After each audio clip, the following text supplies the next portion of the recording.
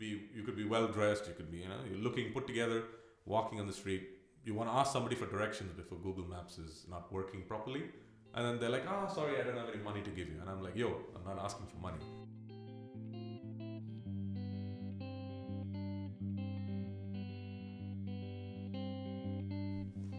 Welcome to the first episode of the Have You Met Me podcast. My name is Judy Hemelshoff, and with this podcast we want to amplify voices of people that are underrepresented in the general discussion. For this first episode we talked with Vishal.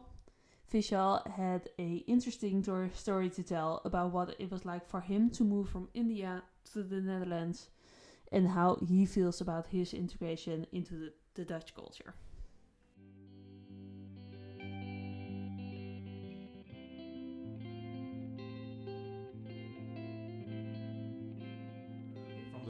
Okay, my name is Vishal Onkhar. I come from a city in India called Chennai. So it's a city in the south, and it's a big automotive city. And I say this because, I did a bachelor's in mechanical engineering there. And in 2017, I moved to the Netherlands to do a master's in automotive engineering, vehicle engineering as it's called in TU Delft. I finished my master's in early 2020, and then my professor offered me a PhD. And I asked him, how long do I have to decide? Because I haven't even finished a master's yet. You're now offering me a PhD. And he said, you could tell me in 1 week. And then I was like, that's not a long time. And he said, well, just because you said that, I'm going to ask you to tell me in 2 days. Then I crossed my arms and I said, yeah, sure, why not? That's it. So that was that. And so now I'm doing a PhD in vehicle engineering. So I design self-driving cars and the interactions with pedestrians and cyclists. So basically how they can safely interact with what we call vulnerable road users. So people who don't really have any protection or safety on the road. And we try to make self-driving cars safer for them. We don't want them, just going around crashing into things or people. So that's kind of what I do. As to why I came to the Netherlands. So I was looking for a master's in automotive engineering. So there's a few options for that. So there's the US, there's Germany, and there's the Netherlands. When I was applying for the US, the Trump phenomenon happened. So I decided, my dad was... Nobody welcome anymore. My dad was not too keen. I may have ended up in South Carolina. So I was like, I don't know. I don't know how I feel about that. So maybe if it was California or something, it might have been a bit better. But so I skipped the US. I got into a couple of colleges in Germany, but it turns out that the course was partially in German. And ich kann ein bisschen Deutsch sprechen. I can speak a bit of German, but when it's technical, then it gets a little bit difficult. You start saying things like Geschwindigkeit. It gets a bit tricky. Then that left the Netherlands. There was either TU Eindhoven or Delft, and I picked Delft because a bunch of my friends who also studied mechanical engineering with me in the bachelor's were also coming to Delft, and I was like, Delft has the brand name, so why not? And so that was that. So I moved with 5 friends in 2017 to the Netherlands. With a few friends? Yeah. Oh, they all went to TU Delft. Yeah. So they all did different studies. I mean, they did different kinds of mechanical engineering, but we were classmates and friends from my bachelor's. So yeah. It was a smooth transition. I'll say that. Okay. Yeah, because you already knew people. I already knew people. Yeah. Oh, yeah. So it was like having a family to start off with, and so sort of ease you into the process of moving abroad. Because I never lived abroad before. In fact, I'd never lived away from my parents before. Okay. So at like 2021, I moved to the Netherlands, and that was that. And how was it? You mentioned it was a smooth transition, but was it also really a smooth transition in getting housing and finding your way around, or? Yes. As to the housing part, it was convenient because the TU Delft had a tie-up with an organization called Duo, which is a housing organization, I think, maybe in Delft and also like the surrounding areas. Okay. DUWO. That's what they're called. And so basically I had to sign up on some portal, and then they assigned me a house. Oh, and that's I great. got a house for like 2 years. And then by then I knew enough about, looking around for a house. So then it was quite easy. Yeah, getting to know some Dutch people and then finding housing, or did it go? And getting to know Dutch people part didn't come so naturally. Oh. I mean, now I would say most of my friends are Dutch. Okay. But that's only because my nature is sort of, I'm quite chatty, that you probably already got by now. I'm quite chatty, and I don't hesitate going up to people and just saying hi and getting to know them. It took a lot of initiative on my part, I think. But at some point they were like, Vishal hangs around with us quite a lot. I guess he's one of our group now. And that's just how it happened, I think. But it took some time. Yeah. And you mentioned, through my perseverance, we made friends. You would say without having that, but do have the connection on during your studies, during your masters, that Dutch people are not really that open for new people or more people from abroad. So I wrote an entire article on this. It's not. I feel like I feel like most Dutch people have networks that start all the way back to when they were kids. So they have networks in their neighborhood. It's a small country. I mean, and there's a strong culture of people sort of joining societies or these kind of groups that do activities together. Yeah. So by the time you as an international arrive in the Netherlands, in my case, the masters. Most Dutch people already have full networks. So they have friends from their neighborhood, they have friends from, middelbare school, they have friends from high school, they have friends from their bachelors. So then, it just becomes a bit full. And people here have a thing for like agendas and afspraken and, planning every single minute of their lives and stuff. Yeah. So then it gets a bit tricky to sort of fit in, unless you really do some pushing. And I asked around to several international colleagues and stuff, and many of them have a lot of Dutch acquaintances, but they don't have many Dutch friends. Okay. And there's a very important distinction between the two. So if you're seeing your, Dutch people outside of work in like a fun kind of setting, okay, then you can say, okay, you're friends, and you get invited to stuff, okay, then you're friends. Otherwise, just colleagues, there's a bit of a barrier in that sense. Because also, I think it's a culture in the Netherlands that you separate work and personal life, so it makes it a bit harder than. I think they always say as well about the Dutch that they're very friendly. Yeah. But being invited to their birthday parties is a whole different story. Yeah. So very open to need the front door. Exactly. Yeah. I mean. The Nederlanders zijn niet gastvrij, as maybe that's a way to say it, right? There are exceptions, of course, but in general, it takes a while before you get invited to stuff, and you're invited to stay, and it takes some effort, I think. And do you feel like that's very different compared to people from India, or? Oh, absolutely. I mean, the culture in India is if you show up to somebody's house in the evening, 5 o'clock or something. That's it. You're staying for dinner.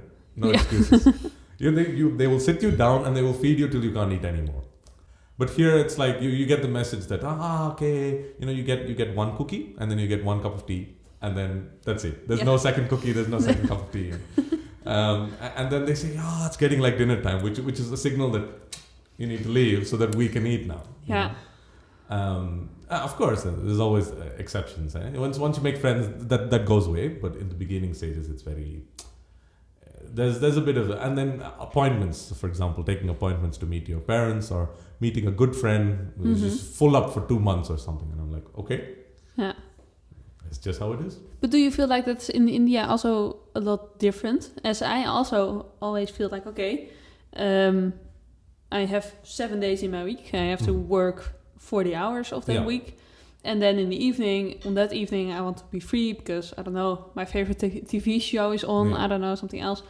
And then I want to see my niece and my sister and friends. And that you have to plan it. But is that, in your experience, different in the Indian culture? At least in from where I was in India, people are a bit more spontaneous. They don't plan their free time. They don't plan, I'm going to spend 3 hours watching Netflix or something. And they're just like, I went to work, I came back home, and then just figure out, okay, I'm probably going to watch Netflix. But if a friend wants to come over, I can watch Netflix later, or I can watch Netflix together with them. That's it. So it's a bit. People don't hyper organize every bit of their day, and it's useful. I get it, but I try to juggle a little bit of spontaneity, but also with a bit of planning. I don't. For example, this weekend, just keeping it semi-free. I have like a party or something tomorrow. And then Sunday, open-ended if somebody wants to meet, sure. Otherwise, clean the house or go to a museum or something. Let's keep it a little bit flexible on that part. Yeah. As I think it's always very structured, and I think you also mentioned it in one of your articles that we're so lekker spontaan. Yeah. I think there's almost nothing spontaan.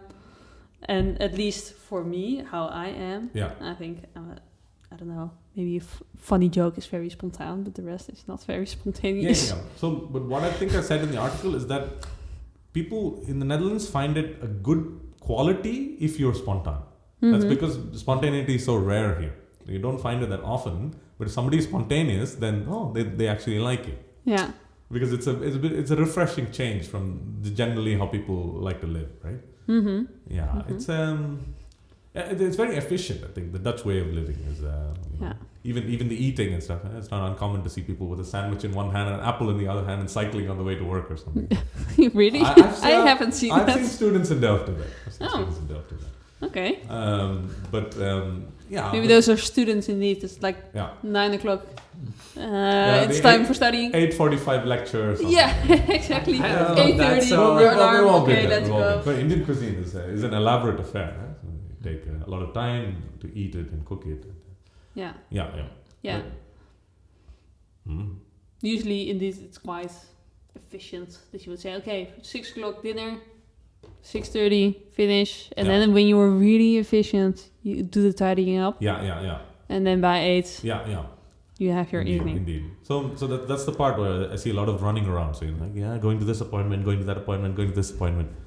You get a lot of stuff done, but a bit out of breath at the end of the day or the week, for that matter. Yeah. Do you also experience a lot of stress from the way of living here, or are you like, okay, I'm just doing my thing, and I don't know. I mean, I try not to live entirely like that. I mean, you have to if you want to, get work done or whatever. But I try to keep it a little bit between both cultures. Plan the things that need to be planned and don't plan the other things that don't necessarily need to be planned. And then it gives me a little bit of room to breathe, so to speak. Yeah, talking about culture, do you feel like there's been also a big culture shock when you came here? Or wasn't that... and you also had your friends, of course, so maybe it softened it a little bit. But so for me, it was a bit an interesting situation. I'm not like a good example of how it might be for like the typical Indian, because I went to an international school for like 18 years. I spent not 18, 17 years. How many ever years you spend in schooling? So I was in a fairly international environment my whole life. There was. If I remember correctly, there was even one Dutch guy called Floris in the school. Oh. It's quite rare. It's a very Dutch name, yeah. It's a very Dutch name. It's quite rare to see Dutch people outside of the Netherlands in an international school. But so there was plenty of Germans, Koreans, Japanese, Americans, British. But so it is quite an international environment. At home, my family is quite traditional. They sort of keep to the Indian ways quite a bit. So I was already juggling a mix of cultures before I moved to the Netherlands. When I came here, there were a few cultural shocks. I mean, there are certain things that you only get by actually living in a place that's not home, right? Yeah. The people are very individualistic. Everybody is just doing their own thing, and they don't really care what you're doing as long as you're not getting in their way. So the little things, people are very. This is the stereotype. They say that people are very direct here. But I like to phrase it that I feel like some Dutch people know they're direct and that they hide. They be rude and then they try to hide behind we're just direct kind of thing, which is I don't know if I necessarily buy that. I also don't think it's very true being direct. Yeah, I think we're not direct at all. It's also. It happens so often. Yeah, it depends on what you, of course, define by being direct. Yeah. if you indeed say, oh, I hate your sweater, oh, haha, I'm direct, so I'm Dutch, funny. Or in giving feedback or in anything in that sense, I don't think we're particularly or very direct, I think. I think it might also have to do with who you're comparing with. So, for example, in comparison, Indians are not very direct. So we give, for example, subtle cues. When we want to say something, we just give like subtle cues, and then we hope that the person gets the message. But in the Netherlands, it's like, you just say it, you know? Be it in person when you're talking or over text or whatever. If there's something on your mind, you just say it. You don't expect people to like make these jumps from the hints that you give them. I feel like that's also like there's a really famous it's sort of like a joke, I think. So they have a comparison of what a British person says and what a Dutch person understands. Oh, yeah. And then there's like a table of things. And the British are quite notorious for these kind of very subtle hints. And they're like, maybe you could consider... Yeah. When they say maybe you could consider something else, they mean that, okay, this is not good, do something else. But like the Dutch people are like, you can consider it, but don't necessarily have to implement it. So there's a bit of a, I think it's just the way the language is structured. We can get more to that if you want a bit later. But for the rest, you besides the directness and of course already have a lot of experience with international people, had a big culture shock. Yeah, sure. There's little culture shocks, but nothing major, I think. Just that, okay, now you live away from your parents, so you have to do everything yourself. So that's a bit of a shock, but not necessarily cultural, I suppose. No. Yeah. And you're also doing your PhD here, and you mentioned 1 more year left, or a little over a year, 1 year and 3 months. Oh yeah. Hopefully, if things go well. Yeah, exactly. You never know with a PhD, I think. Are you also planning to stay in the Netherlands, or do you want to move to other countries, or maybe back to India? So I'm already finished with the inburgeringsexamen, and I've applied for a Dutch passport. So that doesn't necessarily mean I'll stay. I mean, I like the Netherlands. I always say that if you are complaining about the little things in a country, that means the big things are fine. You know? Yeah. So in a sense, I feel like the Netherlands is a nice place to be. It's quite central in Europe. It's a good base to have when you want to travel, you know, many places around here. The standard of living is really nice. Society is there's a lot of freedoms that you get that you don't get in many other places. Society is quite tolerant. So the major things are all quite right with the Netherlands. It's not far away. I don't know. It's not New Zealand or something in the middle of nowhere. But yeah, I think most likely I will stay in the Netherlands or maybe Germany, depending on where the automotive work takes me. So. Oh yeah. Yeah. Yeah, there's quite a big industry within the Netherlands or Germany. Yeah. So there's a lot of funding for automotive related research in the Netherlands and in Germany. Germany even more, but the Netherlands also has plenty of options. And you mentioned you think that the Netherlands is quite tolerant. Do you see tolerance as being a positive thing? So this depends on how you define what tolerance is. So there's a difference between tolerance and indifference. So I feel like people say that Dutch society is quite tolerant. I don't entirely agree with that kind of statement. I agree that they're indifferent. I mean, Dutch people will, as long as you don't get in their way, it's fine. Just do your own thing. Yeah. But tolerance, I feel like, is something more than that. It's about sort of accepting and then assimilating people from a different background into your society. If, for example, Dutch society was really that tolerant, you wouldn't see so many separate social groups in the Netherlands. So if you find that a lot of the groups in the Netherlands, friend groups, for example, tend to be very socio-economically homogenous. So you see groups of Moroccans just hanging out together, or groups of people from Suriname, they're very racially and very economically segregated.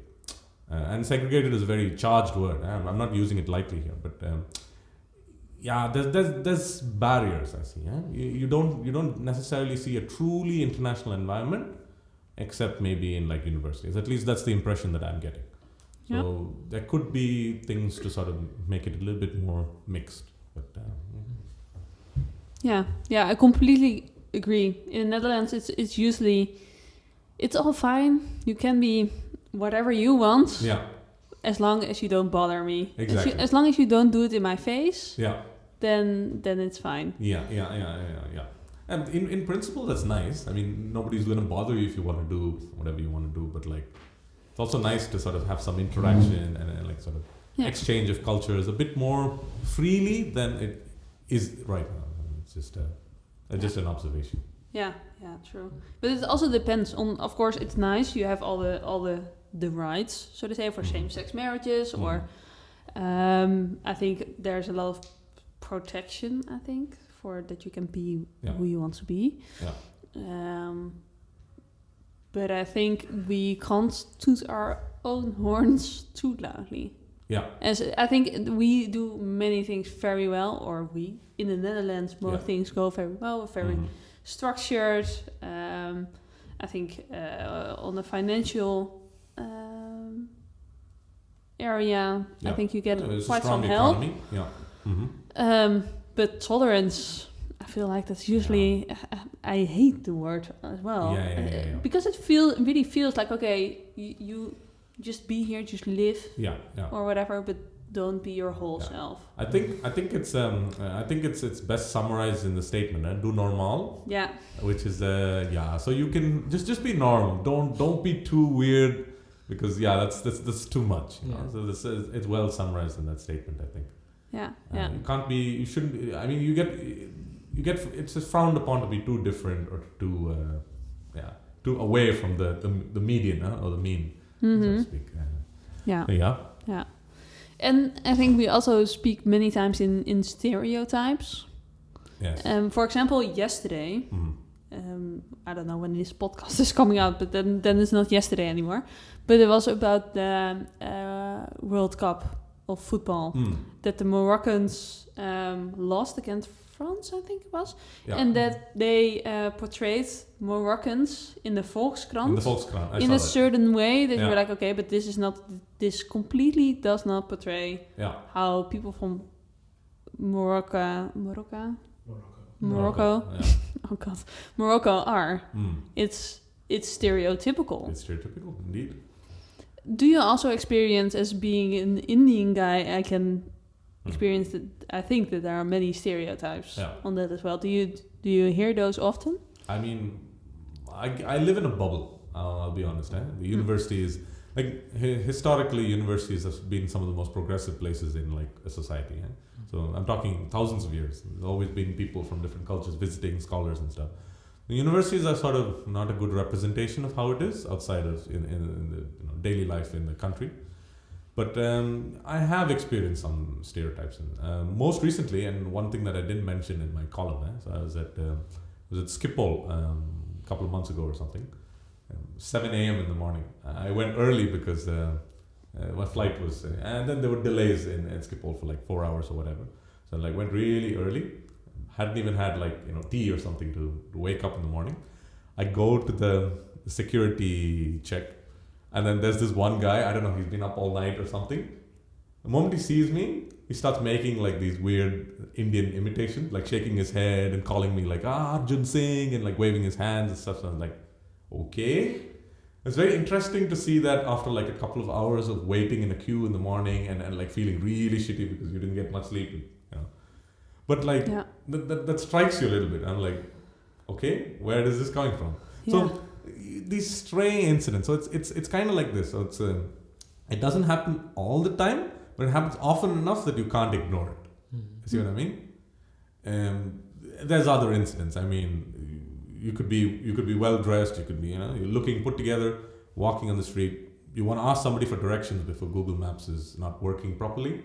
And then they're like, sorry, I don't have any money to give you. And I'm like, I'm not asking for money. Like, can't you hear me out first? I mean, it's it's not happened it's happened like once, but like it happens every few months, and then it's like, okay, so every time a different experience. A different experience, subtly here and there. Sometimes you notice that you get really slow service at like restaurants and stuff.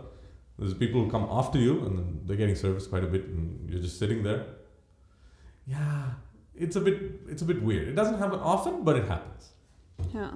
And do you then also say something about it? Like if when people say, oh, I don't have money for you, do you say, hey, I'm not asking you for money, I just want directions, that they say, oh, sorry? I said that at that one, the time that it happened, I said that, yes. And then they apologized, of course. But yeah, sometimes, for example, at the airport, I didn't. I was just feeling really tired and sleepy, and I was just like, haha, I laughed it off, and just go on with the day. Yeah. Yeah. It's tricky. But do you think you oftentimes laugh it off? These kind of comments? I mean, I'm not the confrontational type in person. I try not to be anyway. So yes, I think most of the time I do just brush it off. I save my strong words for podcasts like this or articles that I write, and yeah. No, I just don't want to get into a fight or an argument in person. It's just not worth it. Oh yeah. You feel like that it will soon become an argument instead of a discussion. And plus, if you're at security or something, I mean, you just want to get through without trouble, right? Sure. Why would you pick a fight? It's not worth it. Yeah. But yeah, it does happen, and I mean, this is not something that's just my personal experience. There's a lot of people who are born Dutch, but of a different ethnicity. So, for example, I knew, I think he was a Turkish guy who actually changed his name to sound more sort of Caucasian or typical Dutch, so that it wouldn't affect his chances of getting a job. And I completely relate with that. I know a guy of Afghan descent who's done the same. His family all changed their surnames just to make it sound a little less Islamic and sound a bit more, Christian or Dutch. And the thing is, they're all Dutch. They've been living here their whole lives. But still, the fact that they need to do these kind of things suggests that there is something that's not right. Just like a name on a CV and stuff. There's a lot of the one thing that I didn't mention in my article on this subject was there's a lot of studies that show that this kind of stuff exists. So one particular company called housing agencies with a Dutch name, like Jan Willem or something like that, and they're asking for like a house, and then they called with a different name like Rashid or something, and asking for the same house, and then they noted the number of responses, and it was significantly different. I think it was like more than 3-4 times or something. Don't quote me on that, but there was a massive difference. They also did the different thing. So they called as a guy who has a house and said, hey, I want to rent this house to people. Can you not give it to any immigrants? Or can you not give it to any foreigners? And that's actually illegal because you shouldn't discriminate based on that. And they called like dozens of housing agencies, and almost all of them, I think only one refused to do that, saying, sorry, that's against our policy. Everyone else was like, yeah, it's fine. Yeah. Well, we can do what you wish. Yeah, it's crazy to me that those things still happen. But of course, it's so obvious that it happens. Yeah. You hear it so many times. And also, I talked to someone the other day, and she was saying that she just bought a house, and that their neighbors were like, "Oh, luckily you're Dutch. Finally, normal Dutch people." Yeah. I'm like, okay. And she was also like, "Okay, I think you have the wrong crowd here, but." Whatever you want. Yeah. But yeah. So the thing is, I feel like social progress takes time. Just because you have a rule that forbids discrimination or differences based on where you come from or who you are, a shift in cultural mindset takes time. There's always going to be little, for example, even for women, there's still a wage gap and that kind of stuff. Women are taken less seriously at the workplace. All these things still exist. We just need to keep pushing till it sort of goes away. Yeah. And do you think legislation would help to come first and then change behavior, or do you think legislation is something that won't really help without and that the cultural change should come first? That is like with smoking. That before it was cool, it had the vibe of gezelligheid, that it was cozy, it goes with alcohol, and sort of stuff. And now it's kind of shifted already, that you have bars where you can't smoke anymore. It's not cool. You stink. More negative. Vibe with it. I will comment on this based on historical examples. So if you look at, I'm no historian, but if you look at the women's suffrage movement, or if you look at the civil rights movement in America, I think it was there was a lot of appetite for change. There was a lot of people who were supporting it. I think widespread acceptance might have happened only after the legislation was passed. Right? So then you have a rule that's very controversial, which is passed. Even the civil rights, there was a lot of when they were voting on it in the Senate and stuff. There was a lot of people who voted against it. So there was a lot of opposition, but over time it becomes more accepted. I think you start with the legislation, you realize that this is a problem, and there's always going to be people who oppose it, a large section of the population. You pass legislation, and then slowly over generations it gets more and more accepted until finally it's just normal, like women having the right to have an abortion, or people being equal regardless of where they're from. I mean that one. The tables have turned a little bit on that in some countries, but you just got to keep pushing till it just becomes normal, and then it doesn't become something that you can debate or question. How do you mean is the table have turned? I mean, in America they got rid of it, right? Yeah, the abortion rights you're talking about. Yeah, exactly. Yeah. Exactly. So I mean, but clearly in America you're not at that point yet where people accept that this is like a basic right. It should be. Yeah. But so there's more work to be done. You need to keep pushing more and then get it more widely accepted.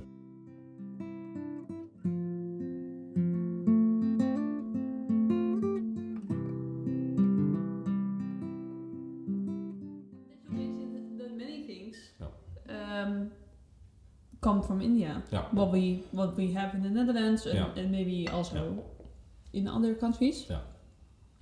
Can you tell a bit more about that? Because it was a colony of the Netherlands. Of the Netherlands, right? So let me preface that by saying colonialism is something that is not specifically restricted to European countries. So for example, 1,000 years before European colonization, South India was colonizing Indonesia and Southeast Asia. So even now, the remnants of this colonialism remain. So if you go to places like Singapore and Malaysia, you will notice that the sort of upper classes are people of South Asian descent. And those structural things left over from that time still remain. Because, I think it was primarily motivated by trade, which is usually how it goes. Yeah. South Asia wanted to trade with Indonesia. And so they sent a lot of people, sent a lot of ships, eventually settled there, and then became the ruling class of the region. But anyway, coming to the Dutch, the Dutch really didn't have that military presence in India because there were bigger players. There was the French, and there was of course the British, who were the biggest of them all. But there was a lot of trade that went on between the Netherlands and India for quite some time. So I think started in 1602 when the first Dutch boats arrived in South India, Southwest India, and then quickly to Southeast India as well, in 1605, 1606. But the Portuguese were already there at the time. The Portuguese were some of the first to travel the world. But quickly, the Dutch set up a lot of ports, a lot of forts and stuff around on the coast. A lot of trade was happening, and one thing led to another. And, there's an exchange of culture between both countries. Yeah. So it just goes to show that history is really shared. It's a lot more complicated than we often give it credit. Things that we consider, typically from our country or something, are not necessarily. So this is a bit of a funny thing. I didn't mention this in my article, that the word for WC in South India, especially in the province that I come from in South India, is actually the old Dutch word for the WC, which is the kakhuis. Kakhuis? Kakhuis. I kid you not, the word kakhuis used to be the word for WC, and every day it's used in India as kakoos.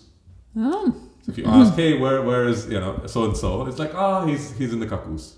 But also, it's funny to think that we now talk about a lot of globalization, and that was actually also going on then instead of going on then. only now. Yeah. Because of airplanes, the internet, Exactly. whatever. But then it was maybe more on a, I don't know, less measurable skill. Also has to do with the fact that history is being preserved a lot better now than it used to be before. We have social media. We do a better job of preserving our culture and history now, I think. The things in the past, the further back you go, things just get lost or not preserved in a way that future generations can easily retrieve them. So even the famous Delftse Blauw, which is considered very typically Dutch, like iconic, KLM uses it, and anybody who's heard anything of the Netherlands knows that Delftse Blauw. But it originated because it was just too expensive to get like porcelain all the way from China, and they were like, we should just copy this and make it our own. Which I think it's a bit ironic because for example, China gets a lot of heat today for like copying things, but like look, 500 years ago, Netherlands was the one that was copying China. So. Mm-hmm. It's fascinating. History is a nice subject to pursue. The more you dig, the more you find. Yeah, definitely true. Yeah, because you have these, I think, typical Chinese vases with indeed the same kind of blue, but then more in, with all these, figures on it instead of, I don't know, something from the typical Dutch. Portraying. The patterns are different, of course. There's always like a mixing of cultures, right? So a lot of Dutch elements get added. Yeah. Some of the Chinese elements remain. Another one thing is, for example, in the city that I'm from, Chennai, or Madras as it used to be called, there's a really famous blue and red checked pattern. So in clothes, it's just basically stripes and squares of like blue and red. And you find it pretty much everywhere in the world, like kitchen towels or sweaters, or and it used to be really popular it still is really popular in Europe and in the US, and that's originally from that one place in South India.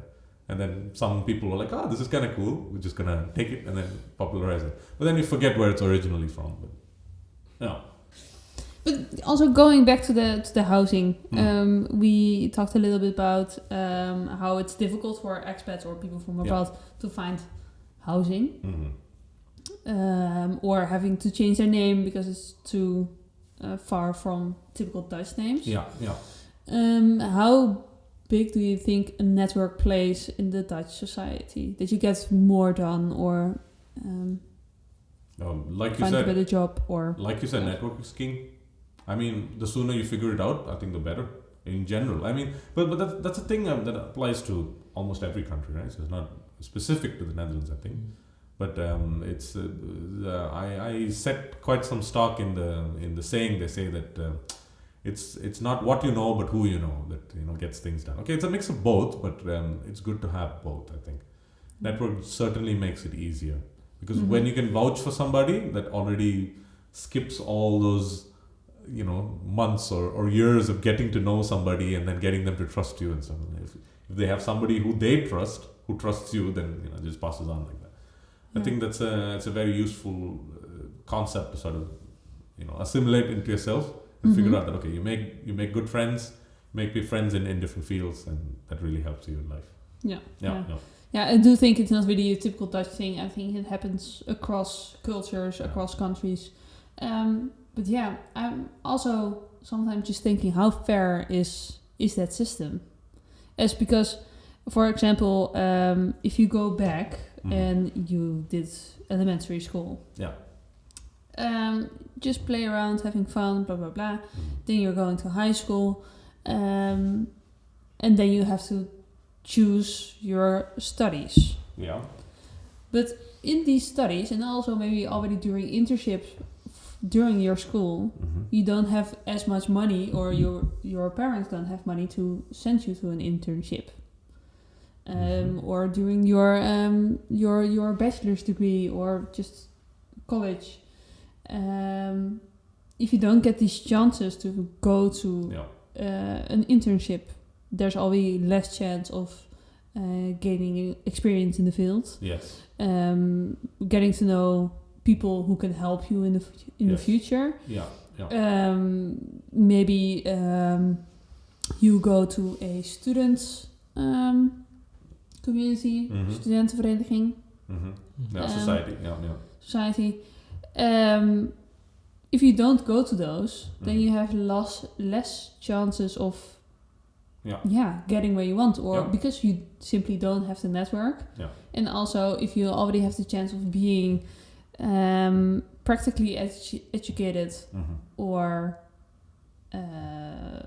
from theory, then you also already have a very big gap, I think, in networks. I completely agree. So the field that I do is human factors, so automotive human factors. But like, I'll tell you one thing: human connections are not perfect. That's just objectively what you say is true. In that it shouldn't be based on this. It should be purely based on merit.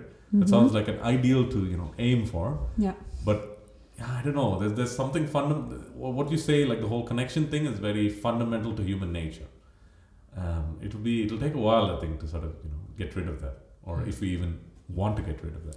But do you mean the connection with like having the same experiences, or do you mean the connections because you know a person who likes the other person, so to say? I mean, it's a bit of both. I mean, so usually friendships form based on similarities, right? So you find somebody that you share interests with, and then you get to know each other, and then the strength of that bond, encourages them to do things for you, and vice versa. But ideally, when it comes to like job placements and stuff, it shouldn't be like that. Right? You can't hire your friend who is really bad at something in favor of somebody who's really good, right? Yeah, but it'll be hard to overcome that. I think that's just how people are.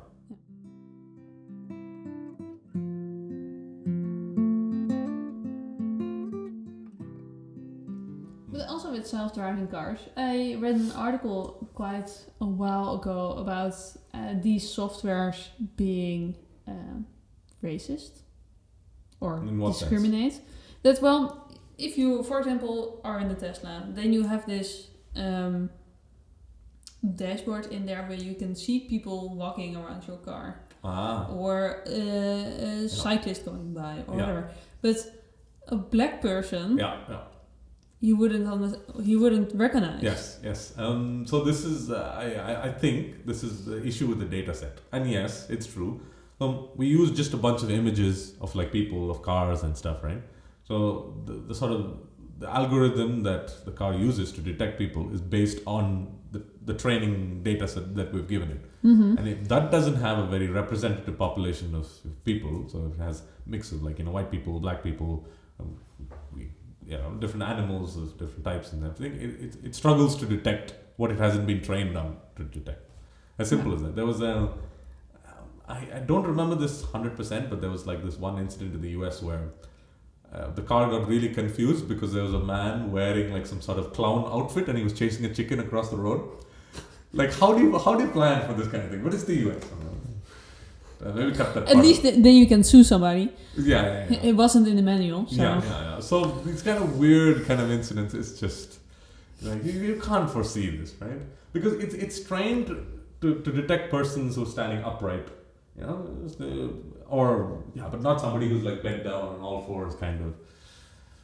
Yeah. But within this research that you are doing, do you have a policy on how to tackle this? So I don't work necessarily with the detection myself. Some of my colleagues are more qualified to comment on that. But I can say one thing. The thing that I work on is eye contact in drivers and pedestrians. When you cross the road, you look, right? I mean, I hope you look, because it's not very safe if you don't. Not in Amsterdam. No. But we work on detecting eye contact, and we're working on making sure people of different eye colors can be equally detected well. Or, for example, some features, Asian features, are harder to detect.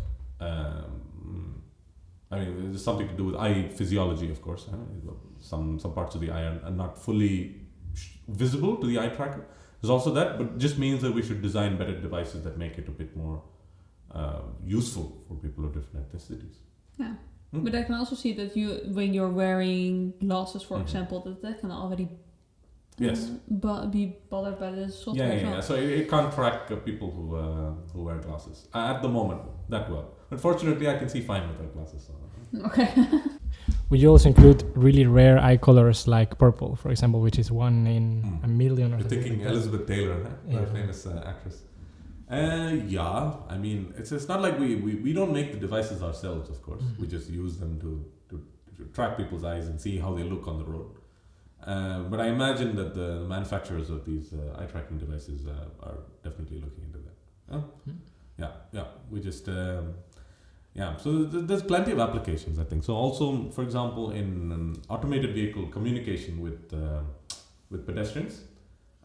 We want to give people messages about what the car is going to do. Like, hey, I'm stopping.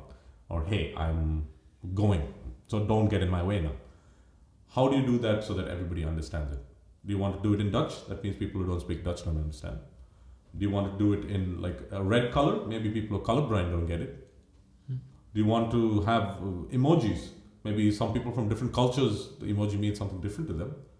So then it gets an interesting sort of communication problem. How do you universally communicate what a car wants to do, a self-driving car wants to do, to people on the road who should be able to understand without any confusion what's going on? Yeah. So that's something that we're working on. Trying to figure out what color is good, what modality we like to call it is good. Do we do it? Should it be a display on the car, or maybe it should be a smartwatch that the person is wearing? Maybe it should come on their phone, but then that introduces other problems. Looking at your phone means you're not looking at the road. That's another problem.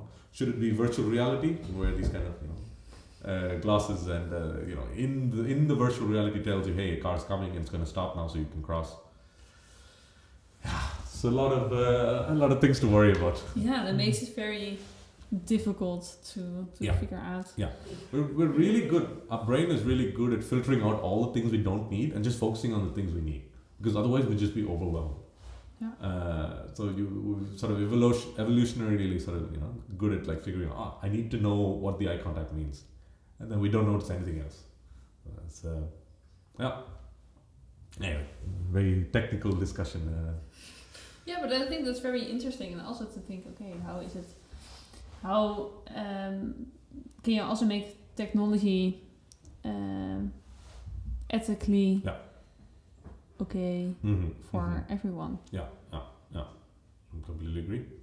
Well, that is, in my opinion at least, where we reach sort of the boundaries of what science can and cannot do. So things like morality and ethics and stuff, it's very hard to put numbers down. I mean, if you have the classic situation, you have a self-driving car, and then it has two options, and you're the only person in the car. Drive off a cliff and kill you, or crash into the car in front, which has a single mom with 4 kids. What do you do? Like, if you drive off the cliff, you're certainly going to die. But if you crash into the person in front, there's a possibility that you die, there's a possibility that they die, there's also a possibility that nobody dies. How do you calculate this? And I hope what we try to do is don't put the car in that situation in the first place. Just be like super careful and don't put it in that situation ever. Yeah, but that's almost impossible. That's right? not possible. Yeah. I agree. And then if you make the car so careful, what happens if it's like a little kid who wants to prank it? So he's hits the car with his hand or something, and the car stops. And then he walks away, and the car starts moving, and he walks in front of it. So there's always some misuse of technology is also possible. It's a complicated issue. This is why we have PhDs doing it. So Yeah. I'm happy to have a job. Many PhDs a lot of PhDs can do it. Yeah. We were also a little bit off topic, but talking before about the metaverse. Yeah. And how that can, also evolve in,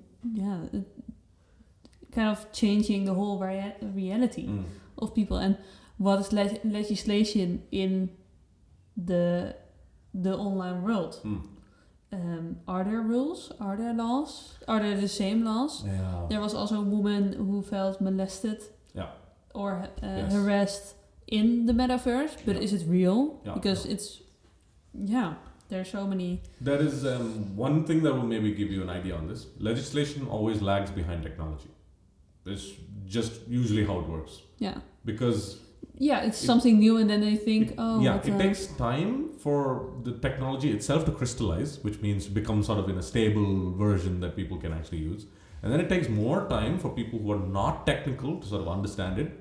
And then it takes even more time for it to become widespread use and for, sort of lawyers and people who make legislation to sort of understand it. And even now they don't, I mean, if you've seen like some of the technology debates in the US Senate with Mark Zuckerberg and something. I was giggling the whole time. I mean, these people don't even understand what social media is. You're saying, I have Facebook and my grandson, he showed me how to do. I'm like, if that's the level of understanding that you have, how qualified are you to be making decisions on the details of like how the algorithms of Facebook work and stuff? It's just,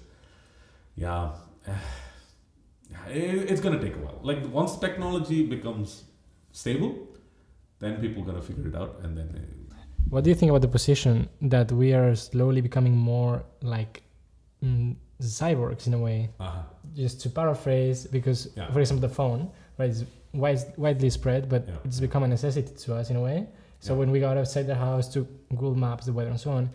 So do you think it's a good thing, a bad thing? I don't know. I feel like technological progress has fast outpaced biological development. Like the generations ever since the computers were invented and stuff are bombarded with so much information. I don't think our brains have just evolved for that. This is why people get so much burnout and stuff, right? Constantly working that much, getting so much sensory input. It's not made for that. But we'll find a way. I think we'll find a way. I think it'll get more and more sort of minimalist. I feel like that's my guess, because at one point it'll be so unsustainable. There's so much coming at you that people will try to get rid of unnecessary distraction, unnecessary information in their lives, and but I think that's already happening as well, right? It's already happening. Already happening, and plus we're already on the cusp of when AI can sort of replace us. So like the thing when parents told you that like get educated because then a robot won't replace you. Yeah, it's not really true. For example, now there's a new AI called ChatGPT, which I would highly recommend checking it out. It basically is going to put all scientists, all journalists, anybody who does creative content out of a job. You can talk to it like you're talking to a normal human being, and it will just do things for you. And say, I need to write a program about making a game. It will just write the program for you. Just specify. And talk as though you're texting or talking to like we're having a conversation. I need an article on Dutch colonialism in South India. Writes an article. You don't like it? It's too... make it a bit more technical. Give it a comment. Makes it a bit more technical. Add some references. Improve the literary quality. Make it a little bit more literary. It does it instantly. And we have it now. And you can sign up for free and check it out. And it freaked me out. Then a new job opportunity happens. So then you basically become... A job opens where you know what to ask the AI. Because that itself is a skill in itself. You got to know what to ask it in very specific ways, and then it gets things done for you. I don't know, man. It scares me as much as... But we can't stop it. So I'm not going to comment on whether it's good or not. Like in the future, I don't know, several hundred years, maybe several thousand years from now, like humans are gone, but like these artificially intelligent things that we created live on. And that's the next step of evolution, transcending like the biological limit, so to speak. Okay, so it's very meta.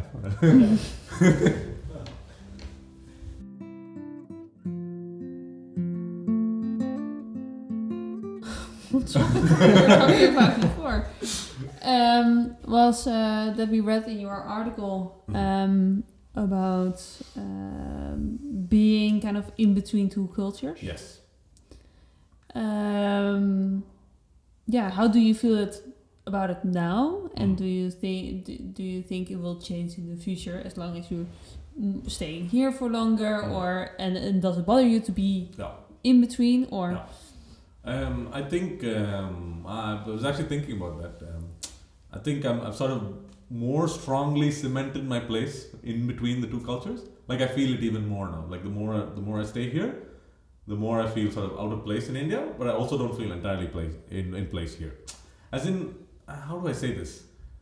Always gonna be the Indian friend. You see what I mean? Which is fine. I mean, I have a lot to offer, cuisines and culture and history and whatever. But fitting in completely, I don't think that'll ever happen. And I get this a lot from people. I spoke to a lot of people who've been here for many, many years, like way longer than I have, like couple of decades and stuff. And they still feel that they fit in, but you don't completely blend in. You don't become not noticeable, which is, I guess, what people want. You know, you can stand out if you want to, but like otherwise you just fit perfectly in. Yeah, that I don't think that happens. And especially in India, I feel like I'm getting more distanced from India. Sure, I still follow some cultural stuff from India and everything, but the way of life here is very different, and it changes the way you think, changes the way you like to do things. I don't think I could fit perhaps in a work culture in India. It's a bit more strict there, so to speak. People usually start early and they end late. And it's not uncommon to see 7 a.m. to 7 p.m. kind of stuff. People sometimes work on Saturdays. I don't think I could do that. Society is also a bit more, how do I say this? The group identity is very important. So you do things in groups. You can't just be doing your own thing and then people won't mind. People will pry and sometimes a little bit nosy. So that kind of stuff is hard to. I don't think I could live with that now. It feels like you have to be on your best behavior all the time. You see what I mean? Because you feel like you do not completely fit in. Yeah, and here's the thing. So it's a lot of expats feel this way. So I spoke to a lot of my friends who've been here for quite a long time. And all of them say, I prefer to be somewhere in the Randstad, specifically close to The Hague, because there's expats like me. So you fit in that community. You don't fit back home in India, you don't fit or wherever, not just specific to the Indian people from different countries as well. So they fit in the expat community in the Netherlands. So that's where you get, you relate to people who come from similar backgrounds, who have similar experiences. You just create your own community, and this is how bubbles form again. So in like 100 years or something, then you have like an Indian group, or like you have the Moroccan group, and like you have the Suriname's group or Dutch groups and stuff. That kind of stuff. That's just how it's created. Yeah. I mean, it's still really nice to live here, of course. Nice to have both Indian friends, Dutch friends, and stuff. But to feel 100% assimilated, I don't think that'll ever happen. Unless and even if you're born here, that doesn't happen. Unless you're part of the native population. But if you do feel like, okay, you have your own or you have a community of people who are very similar to you, to say, okay, these are all expats doing kind of the same things, or in the same things in the sense that they work and live where you live, that you can completely fit in over there wouldn't be the same as fitting in within more maybe the country where you're currently living. I suppose there is a difference, right? Because again, the expats, the network. So, for example, if I want to find a network of South Indian expats in the Netherlands, sure, there's a lot of people, but it's still a small community in itself. So it limits your, opportunities, so to speak. It's lovely to have those people, but like you can't go your entire life just living in that, because that's not the population of the Netherlands, right? You go outside, meet people from different cultures, make friends from different cultures and stuff. And you can do that, but you will never entirely fit in that. And that's just how it is. And I get this, so for example, going on to, I get this a lot from people who've been to Japan, where it's very evident, because there's also language and cultural barriers. And a lot of European friends of mine, a lot of Indian friends of mine, they just don't fit in. Like you will always be the foreigner in Japan. You will never become Japanese. You know what I mean? Oh, yeah. It is very subtle, but it's a nice to have. I mean, the Netherlands is a wonderful place to live, but there's some things that you just will never get, no matter where you are, I think. But that wouldn't make you go back to India to kind of find the roots again, so to say. It's a bit too late for that, I think. So the Netherlands has changed me for a bit, quite a bit. India's nice. It's nice to visit and nice to have meet family and friends and stuff. But for purposes of work and living, I don't know. I don't particularly like the way politics in India is going. So I don't think it's a great place to be in the near future. I'll leave it at that. Before there's a price on my head for saying something against that. You can never go back to your family again. Yeah. That happens to a few expats actually. So some quite vocal expats have got into trouble with the government for. Particularly in India, or I can say with the specific cases in India, but also people from Iran and other countries which have some ongoing issues. Yeah. I also heard somebody saying, I think he is from Nigeria. Not sure. But he lives here in Utrecht. Mm-hmm. And he's also like, okay, I need to get a visa because when I go home and I say the same things, then it will not end well. No. For me. Exactly. Yeah. I'll say this though. So my nature is sort of, if you go to a place, sort of stick around for a while, sink your roots deep, sort of get to know the culture and the people and stuff. And with more time you spend there, it gets better. So I'm not really a big fan of, so for example, if we finish PhD, moving halfway across the world, I don't know, to Mexico or something, just for example. Because then it means starting all over from zero again. You try to understand the people, you try to understand how things work there. Yeah, and then you really feel out of place. You see what I mean? So here, after like 5-something years, I get how society works here, I get how people think here, I get how people live here. And that reduces the gap. It makes you fit in a little bit. It wouldn't be ideal, at least for me, to just go somewhere where I'm totally unfamiliar with and starting all over again. Some people do it, some people have that thing where they want to just be in 1 year in different places and stuff, but I don't think it's for me, at least. Want to settle down more instead of settle down and build sort of meaningful connections, a meaningful life in a place that you know how things work. That's the outlook I take anyway.